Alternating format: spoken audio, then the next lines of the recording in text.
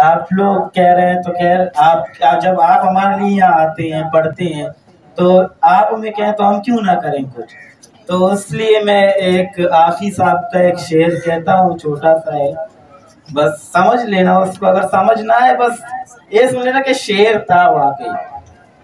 तो शेर का आगाज कुछ इस तरह से है कि उसी ने दुश्मनों को बाखबर रखा हुआ है, उसी ने दुश्मनों को बाखबर रखा हुआ है, अपना कहकर जिसको तूने घर रखा हुआ है।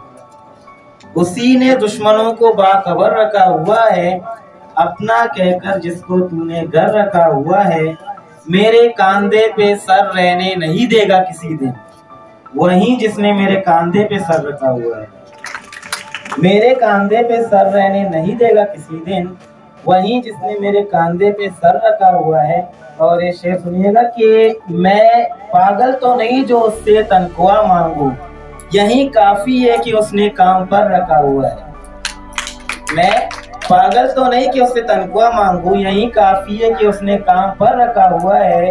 ये किसने दी है मुझको आर जाने पर तसल्ली, ये किसने दी है मुझको आर जाने पर तसल्ली, ये किसने हाथ मेरे हाथ पर रखा हुआ है।